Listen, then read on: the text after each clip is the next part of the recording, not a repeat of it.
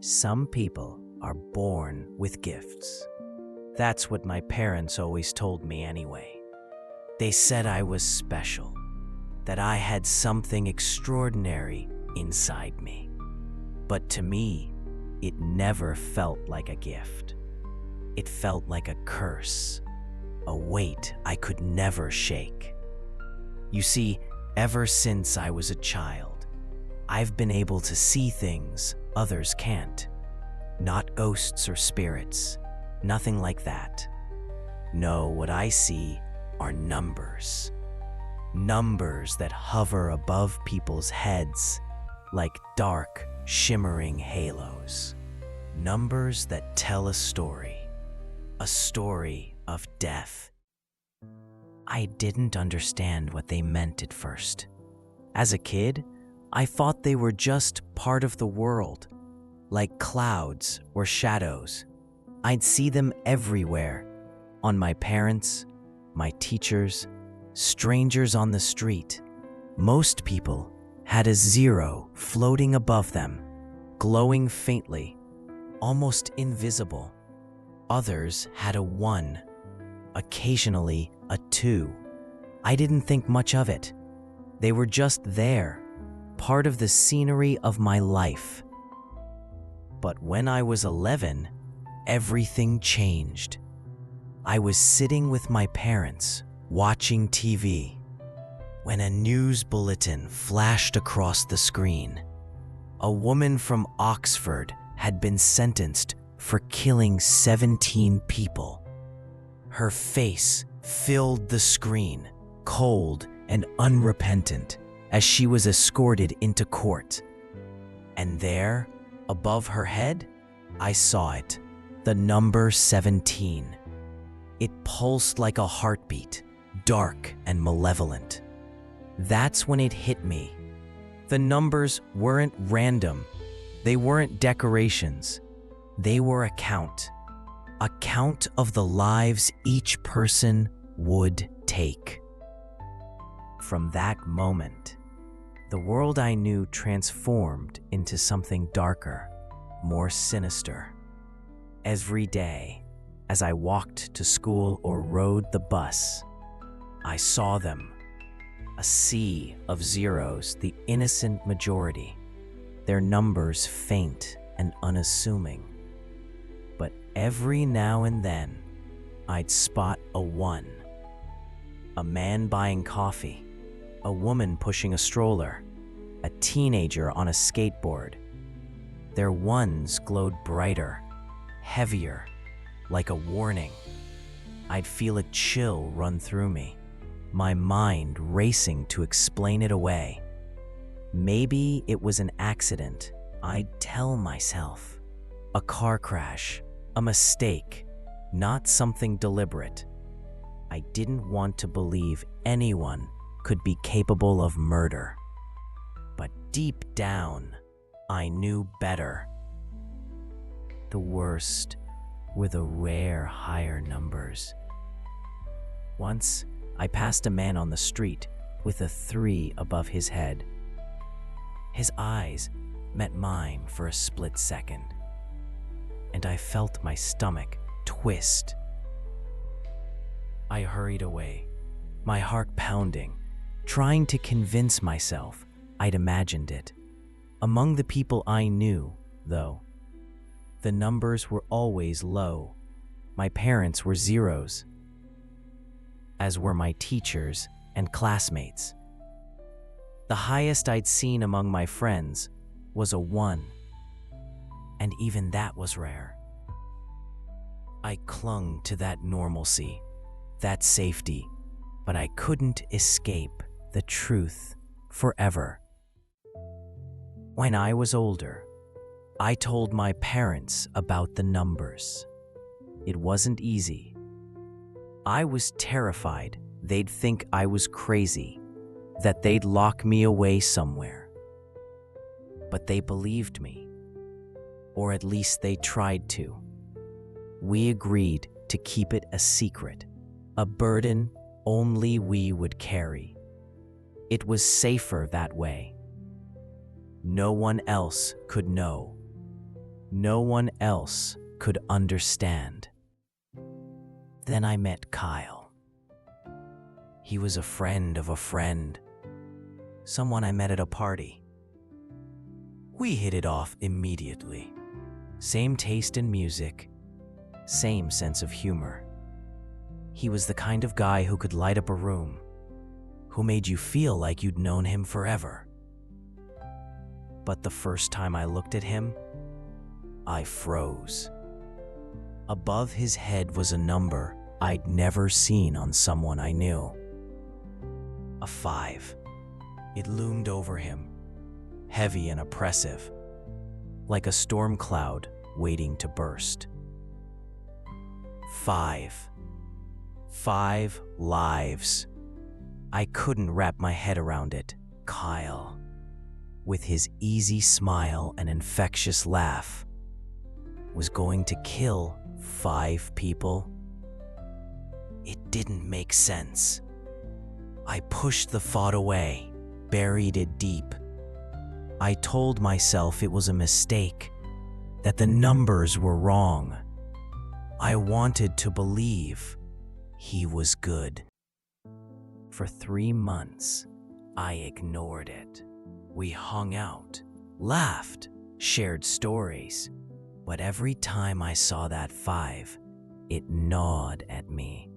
A quiet dread that grew louder with each passing day. Then, one morning, I woke up to chaos. My phone was buzzing. Social media flooded with posts about Kyle. My friends were in a frenzy, their messages vague but frantic. I scrolled through the noise, my heart sinking, until I found the truth. Kyle had been at a party with his girlfriend, Amy. They'd been drinking, and Kyle decided he was sober enough to drive home. He was wrong. A mile down the road, he veered into oncoming traffic and crashed head-on into another car. The impact was catastrophic. Amy died instantly. The other car, driven by a kid from our school, flipped into a ditch. He didn't make it. Neither did the 3 friends he was carrying. 5 lives snuffed out in a single drunken mistake. Kyle had killed 5 people, and I'd known it was coming. The guilt was suffocating. I couldn't shake the feeling that I could have stopped it. If I'd said something, warned someone, maybe those 5 people would still be alive. I tried to talk to my parents, but they didn't understand. How could they? They hadn't seen the numbers. They hadn't known. I carried that weight alone, a silent torment that followed me everywhere. For months, I was a ghost of myself, haunted by what I'd failed to do, until I met Melanie. She was a light in the darkness, the most beautiful person I'd ever known. We met 8 months after the accident, and from the moment we started talking, I felt something I hadn't felt in years. Hope. She was kind, curious, and fiercely intelligent. For the first time, I felt a connection that went beyond the surface. I told her about the numbers, expecting her to run, to call me crazy, but she didn't. She stayed. She listened. She asked questions, not out of fear, but out of genuine fascination. When I told her the number above her head was a 0, I saw relief wash over her. She was safe. She was good. And for the first time, I felt like I could breathe.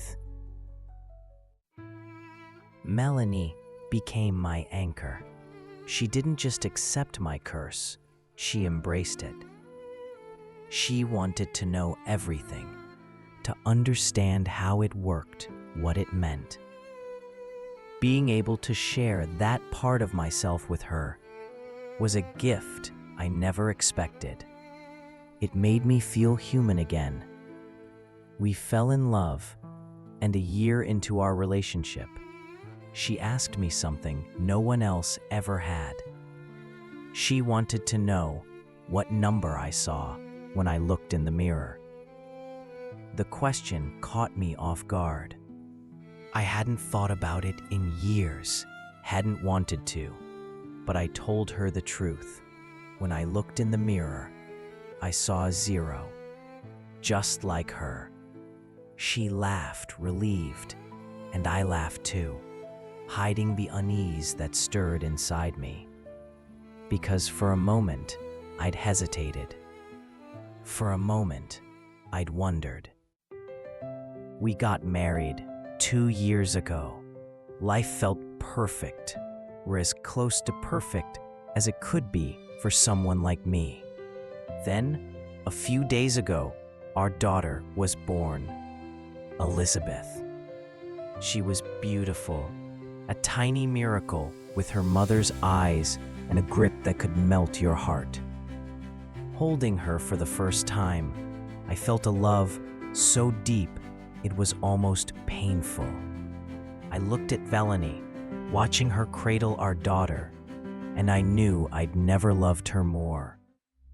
But that love was tainted by something else, something darker. Because when I looked at Elizabeth, at her perfect, innocent face, I saw a number above her head, a number unlike anything I'd ever seen before. 148,327. It was impossible, incomprehensible. My baby girl, my sweet Elizabeth, was destined to take 148,327 lives. The weight of it crushed me. How could she, so small and fragile, carry such a monstrous fate? What could it mean? A war? A plague? An accident on a scale I couldn't fathom? I didn't know.